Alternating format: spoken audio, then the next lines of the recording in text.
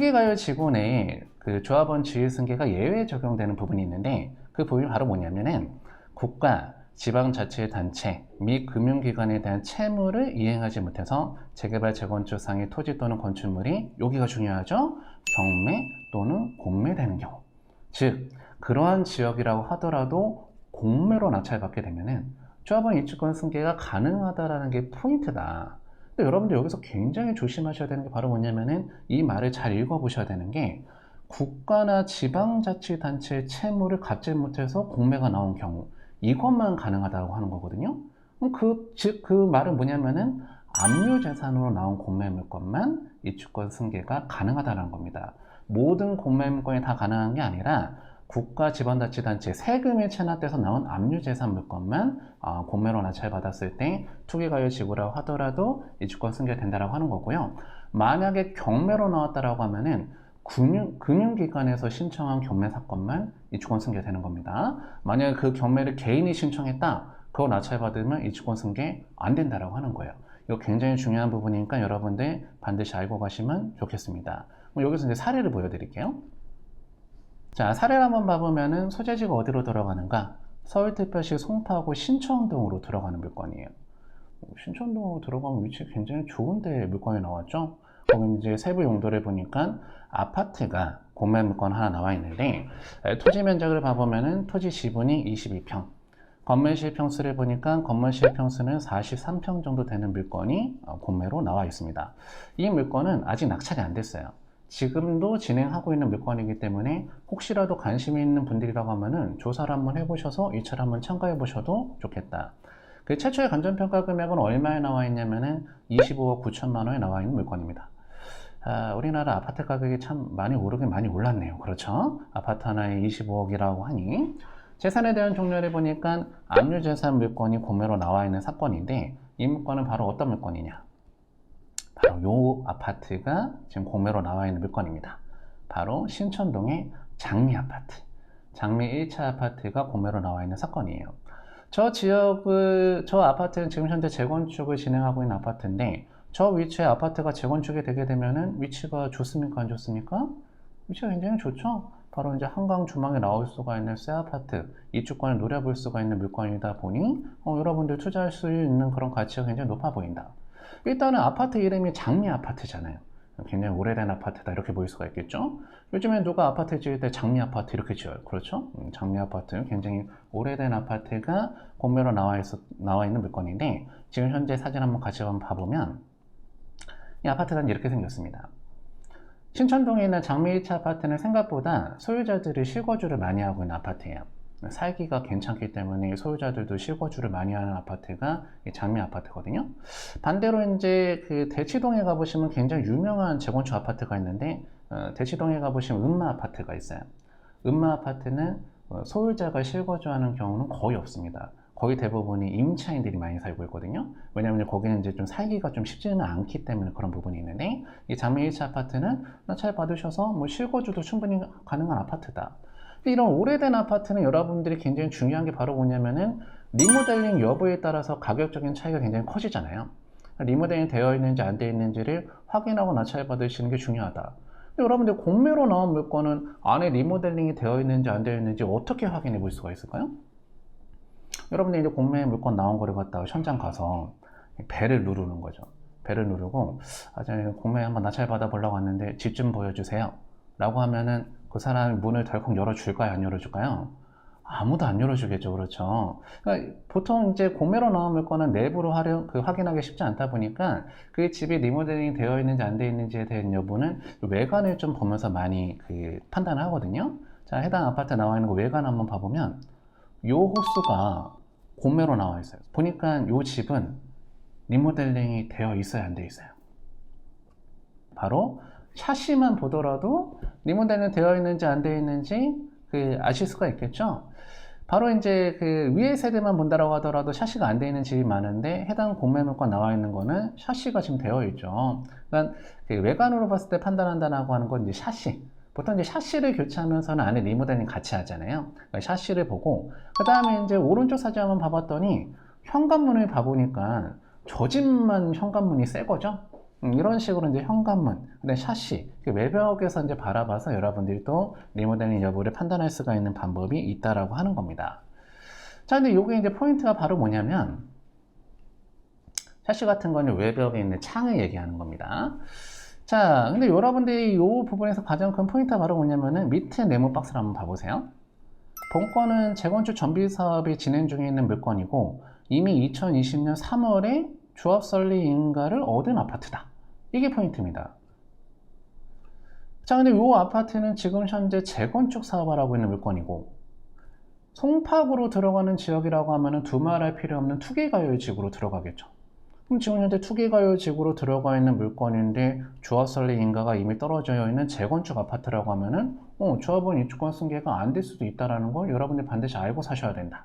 이 물건의 가장 중요한 포인트는 바로 뭐냐면은 위에 네모 박스를 보니까 재산의 종류가 뭐라고 나와 있습니까? 바로 압류재산이라 나와 있는 거.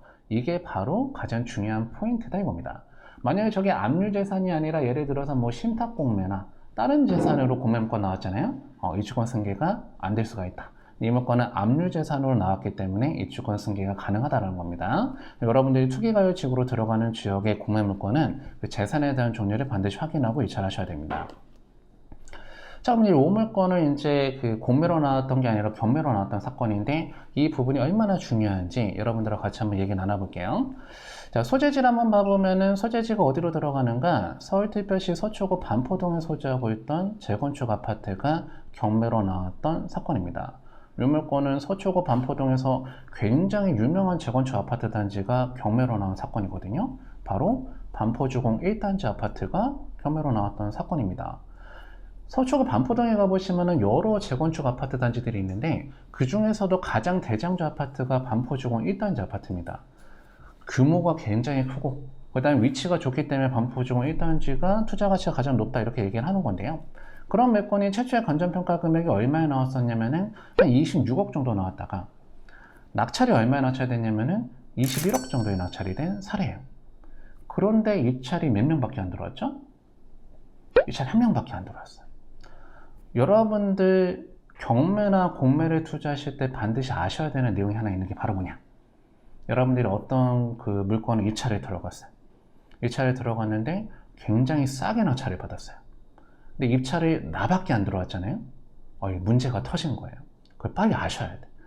세상에 이유 없이 싼 물건은 없잖아요.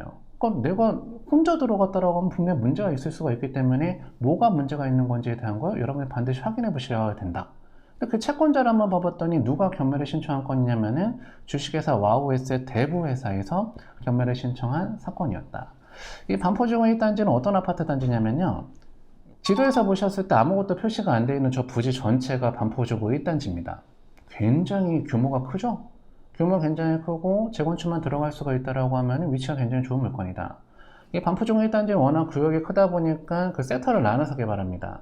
한강변 쪽에 있는 데가 1, 2, 4주고 그 다음에 저 남쪽에 있는 데가 3주고 이렇게 들어갑니다. 근데 해당 물건은 그 반포주공 1단지 3주고에 나와 있는 물건이고 이미 다 철거가 들어간 아파트 단지예요. 그럼 이미 그 관리처분 인가계획까지 얻은 아파트 단지라는 거죠. 그러면 해당 지역은 서쪽으로 들어가다 보니까 투기가열지구로 들어가고 재건축 사업을 하고 있는데 지금 그 관리처분 인가계획까지 떨어졌으니 이제 이 물건을 낙찰받게 되면은 조합원 인주권 승계 안 될 수도 있다는 거 반드시 알고 사셔야 된다. 단, 그 경매를 금융기관에서 신청했다라고 하면 예외적으로 입주권 승계가 가능하다라고 말씀드렸죠. 근데 아까 전에 경매 신청권자를 봐봤더니 누가 경매를 신청했어요? 대부업체에서 경매 신청했다 이거야. 요거는 입주권 승계 될까요? 안 될까요? 이거는 안 됩니다. 대부업체는 국토부에서 얘기하는 금융기관이 아니기 때문에 대부업자 입장에서는 나도 세금 내는 사람인데 억울할 수는 있겠지만 대부업체는 안 됩니다. 이 물건은 낙찰 받으면 입주권 승계가 안 되는 물건이다. 결국적으로는 현금청산 당하는 물건이라고 하는 건데 이미 관리처분 인가계획까지 떨어졌다라고 하면은 대략적으로 현금청산 가격을 얼마 정도 받을 수가 있는지 알 수가 있어요. 그 금액은 조합원의 권리가액 정도로 해서 그 현금청산 받는 거거든요. 그때 보니까 빨간색 박스로 써있죠? 현금청산 금액이 얼마로 써있어요? 16억 5,800만 원 정도로 써있죠. 나중에 이 물건이 이제 조합원 입주권 승계가 안 되니까 나중에 보상받는 돈은 얼마 보상받는 거냐면은 16억 8천만 원, 16억 5천만 원 정도 보상받는 물건이죠. 근데 이 물건 아까 전에 얼마에 낙찰 받았어요? 21억에 낙찰 받았잖아요. 21억짜리 낙찰 받았는데 나중에 현금 청산 받을 때는 얼마에 받는 거냐면은 16억 받게 된다라고 하면 지금 난리가 난 거죠. 그렇죠? 앉은 자리에서 얼마 손해보게 생겼습니까? 한 5억 정도 손해보게 생겼네. 그럼 이분 입장에서는 잔금을 내기가 쉽지가 않겠죠. 잔금을 안 내게 되면 여러분들 처음에 이차의 보증금 10% 내셔야 되는데 그 이차의 보증금 10% 돌려주지가 않죠. 이분 같은 경우는 지금 한 1억 6천만 원 정도를 손해볼 수가 있는 그런 상황에 놓인 거죠. 이 내용을 여러분들이 모르고 덜컥 이차에 들어갔다가는 오히려 여러분들 손해를 볼 수가 있기 때문에 이 투기과열 지구 내에는 재개발 정원축 같은 거 투자하실 때는 굉장히 조심하셔야 된다는 것만 반드시 기억해 주시면 좋겠다. 이번 지금 한 가지 다행인 게 이 경매가 이렇게 낙찰이 됐는데 경매가 취소가 됐어요. 그 경매가 취소가 된 이유가 바로 뭐냐면은 아까 그 대부업자가 경매를 신청했는데 그 경매 신청 청구 금액이 1,300만 원밖에 안 됐어요. 그러니까 그 돈 그냥 갚아버린 거죠. 근데 이 물건 소유자 입장에서도 재건축 이제 그 철거 들어갔으니까 조금만 갖고 있으면은 돈이 되게 뻔한데 그 1,300만 원 때문에 경매로 날리기는 아깝잖아요. 그러니까 그 돈을 갚아버려서 경매 절차가 이제 취소가 돼버린 거죠. 그럼 이제 낙찰받은 분 같은 경우는 오히려 이제 다행이지. 돈이 날릴 뻔하다가 지금 경매 절차 취소되는 바람에 이차 보증금 10%는 건질 수가 있었잖아요. 이분은 굉장히 짧은 기간 안에 천당과 지옥을 왔다 갔다 했던 그런 사례죠. 여러분들 절대 이런 분들이 되시면 안 되겠죠. 자, 그 다음에 요즘에 최근 부동산의 트렌드를 한번 봐보면은 소유에 집착하지 않는 의식의 변화가 생겼다. 요즘에 이제 2030 세대들은 아무리 월급을 모은다고 하더라도 집 사기가 좀 쉽지가 않아졌죠. 그러다 보니까 아예 내 집 마련에 대한 꿈을 이제 접는 세대들이 많아지고 있다는 건 참 안타까운 현실 중에 하나죠. 근데 두 번째 한번 봐보면은 수급 불균형 현상이 짙어지고 있다. 어떤 지역은 집이 부족한 현상도 있고 어떤 지역은 집이 넘쳐나는 그런 지역들이 생겨나고 있다라고 하는 거. 여러분들 이제 수요와 공급을 갖다가 잘 보셔서 물건을 선택을 하셔야 되겠다.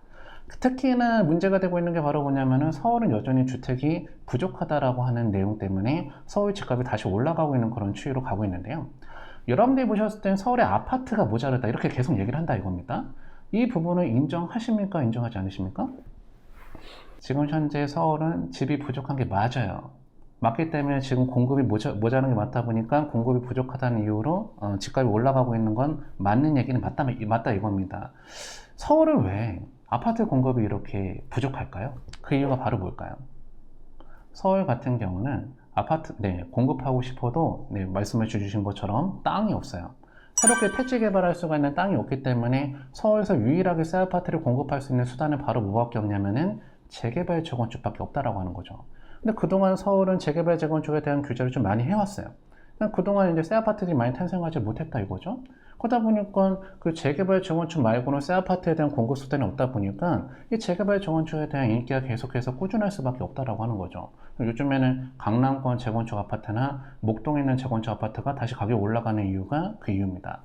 그 다음에 세 번째 한번 가보면 인구 동태의 변화, 급속한 세대 분화 현상이 이루어지고 있고 고용 불안이 증가되고 소득 증가는 속도가 둔화되고 저축이 감소하고 있다더라. 다섯 번째가 좀 중요한데 양극화 현상이 심화되고 있다. 이거가 지금 앞으로가 더 심해지겠다라는 게 우리나라의 가장 큰 문제가 되지 않을까. 그 다음 여섯 번째 봤더니 부동산 불패신화. 사실 우리나라만큼 부동산을 사랑하는 국가가 잘 없거든요. 그래도 부동산이다. 이런 인식은 잘 안 바뀌시더라고요. 지금도 그런 인식은 꾸준하다라는 그런 내용입니다. 자, 그 다음 여러분들이 부동산이 앞으로 올라갈까 떨어질까를 갖다 예측하실 때는 이 시장 흐름을 갖다가 여러분들이 예측해 볼 수가 있는 요소가 있는데 첫 번째는 경제 지표를 바라보면서 부동산 가격을 좀 예측해 볼 수가 있다. 첫 번째는 금리입니다. 금리가 올라가면 우리나라 아파트 가격은 올라갈까요? 떨어질까요? 어떻게 생각하십니까? 금리가 올라가면 아파트 가격 올라간다, 떨어진다? 당연히 떨어지죠? 이거 너무 체감하시죠? 그동안은 우리나라가 저금리 상태였었고 코로나가 터지다 보니까 저금리 시장이 좀 오랫동안 유지가 됐었죠. 그러다 보니까 아파트 가격이 많이 올라갔다가 금리가 올라가다 보니 아파트 가격이 추락을 하죠. 그렇기 때문에 금리라고 하는 거는 부동산 가격하고 뗄래야 뗄 수가 없는 그런 관계다. 앞으로 우리나라 또 금리가 올라가고 있는 그런 시점이 오고 있기 때문에 그 부분 반드시 여러분들 생각해서 투자를 하셔야 된다. 두 번째는 환율입니다. 환율이 올라가면 아파트 가격은 올라갈까요? 떨어질까요? 환율이 올라가면 집값 올라간다, 떨어진다. 이거는 또 반대로 갑니다. 환율이 올라가게 되면 집값은 별로 좋은 영향을 미치지 못해요. 환율이 올라간다라고 하는 거는 우리나라 자본이 자꾸 해외로 빠져나간다는 거기 때문에 우리나라 자산 시장은 좋지 않은 영향을 미칠 수밖에 없습니다. 마지막, 물가가 올라가면 집값은 올라갈까요? 떨어질까요? 물가가 올라가면 집값 올라간다, 떨어진다. 올라갑니다. 물가가 올라가는 만큼 아파트 가격이 올라가는 게 원래는 정상이기 때문에 그런 거죠. 여러분들 이런 식으로 경제 지표를 바라보면서 집값에 대한 흐름을 예측해 볼 수가 있다. 그 다음에 이제 부동산 정책을 갖고도 부동산 시장을 예측해 볼 수가 있습니다. 지금 현재 정부에서 규제 완화책을 쓰고 있는가, 규제 강화책을 쓰고 있는가.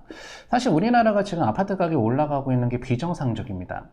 경제적인 상황으로 봤을 땐 집값이 올라갈 수가 없는 그런 상황인데 집값이 올라가고 있는 거는 정부에서 이제 부동산 정책을 필 때 규제 완화책을 자꾸 내다 보니까 어느 정도 이제 반등하고 있는 그런 지역들이 생기고 있는 거지만 사실 우리나라 지금 경제 지표가 좋다라고 볼 수가 있는 그런 상황은 아니죠. 마지막 이제 인구 구조의 변화를 잘 보고 사야 된다. 우리나라는 앞으로 어쩔 수 없죠. 저출산율이 심각하기 때문에 인구가 감소하는 그런 국가로 가고 있고 반대로 가구 수는 증가하고 있는 그런 국가로 가고 있다. 인구가 감소하고 있는데 가구 수는 증가하고 있다라고 하는 거는 1인 가구, 2인 가구가 많아지고 있는 그런 상황이라고 하는 거죠. 중장기적으로 봤을 때는 여러분들이 대형보다는 중소형 위주의 그런 주거형 부동산에 투자하시는 게 좋은 선택지가 되실 수가 있겠죠. 그 다음에 여러분들이 반드시 아셔야 되는 부분 중 하나가 이 도시계획하고 주거형 부동산은 굉장히 밀접한 관계가 있습니다. 여러분이 주거형 부동산을 잘 투자해보고 싶다라고 하시면은 이 도시계획을 많이 읽어보시는 게 좋은데 그 도시계획 중에는 세 가지 정도 도시계획을 많이 읽어보시면 좋아요. 첫 번째가 구토종합계획, 두 번째가 수도권 전비계획, 세 번째가 도시기본계획인데 구토종합계획은 우리나라 국토를 전반적으로 어떻게 개발하겠다라는 개발계획이고 두 번째 수도권 전비계획은 우리나라 수도권을 어떻게 개발하겠다. 도시기본계획은 어떤 도시를 어떻게 개발하겠다는 그런 개발 정보입니다. 이런 개발 계획들은 20년 단위 개발 계획이기 때문에 장기 개발 플랜이에요.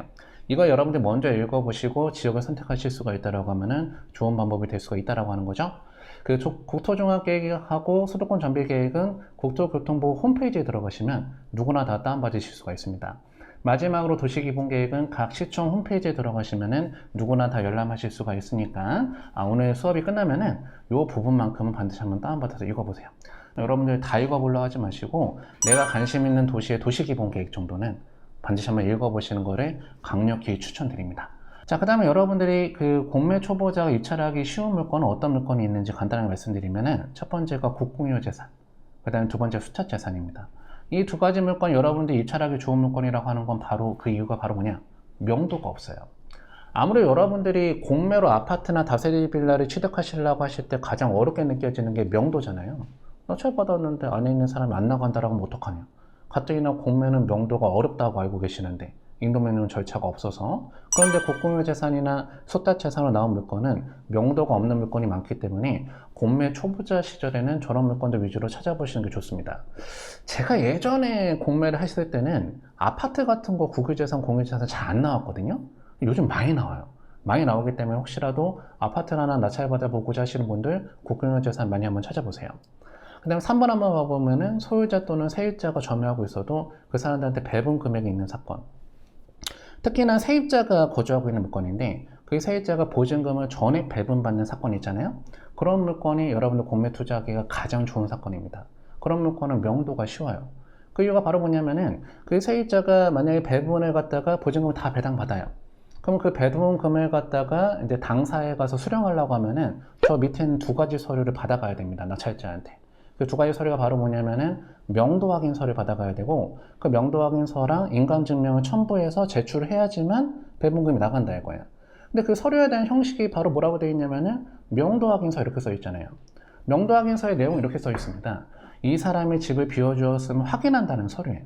그럼 그 사람이 집을 비워줘야지만 낙찰받은 사람은 명도 확인서나 인감증명서 주겠죠? 일단 집을 비워야지만 저 서류를 받아가서 돈을 받을 수가 있다는 전제 조건이 깔리기 때문에 세입자가 전액 배분받는 사건, 이건 여러분들이 투자하기가 너무나 좋은 물건이에요. 명도가 필요 없고 그런 물건 여러분들이 이사 비용 주실 필요도 없는 물건이다. 그럼 그 명도 확인서는 어떻게 쓰는 겁니까? 이렇게 물어보시는 분들은 우리 그 온비디 사이트가 굉장히 활용 가치가 많은 사이트잖아요. 온비디 사이트 들어가서 자료실 가보시면은 명도 확인서 양식도 올라와 있어요. 그냥 그거 다운받아서 쓰시면 돼요. 자, 그런데 여러분들이 굉장히 중요하게 생각하셔야 되는 게 바로 뭐냐면은 세입자는 명도확인서나 인감증명서를 받아가야지만 배분금이 나가요. 근데 소유자는 아니에요. 소유자는 명도확인서나 인감증명서 받아가지 않는다라고 하도 배분을 받을 수가 있거든요. 소유자한테 이제 배분금이 있는 사건에 여러분들 어떤 거를 활용하시는 거냐면은 그 밑에 써 있는 채권가압류를 활용하시는 거예요. 그 사람이 배분금을 갖다 찾아가지 못하게 채권가압류를 걸어놔 버리면은 그 배분금 지금 못 찾아갑니다. 그래서 그 사람은 이제 협상이 이제 진행되는 와중에서 이 채권가압류를 활용하는 그런 방법으로 여러분들이 명도를 하시게 된다라고 하면은 명도를 굉장히 수월하게 해결할 수가 있다라고 하는 거. 여러분들이 공매가 명도가 어렵다는 내용 때문에 잘 투자를 안 하시는데 공매가 가격적인 메리트가 굉장히 많거든요. 경매보다 훨씬 저렴하게 살 수가 있는 게 공매인데 거기서도 명도가 쉬운 물건들이 있단 말이에요. 그런 물건들 위주로 여러분들 골라서 투자를 하시게 되면은 주거용 부동산 성공적으로 구입해 보실 수가 있지 않을까 이렇게 생각되고요.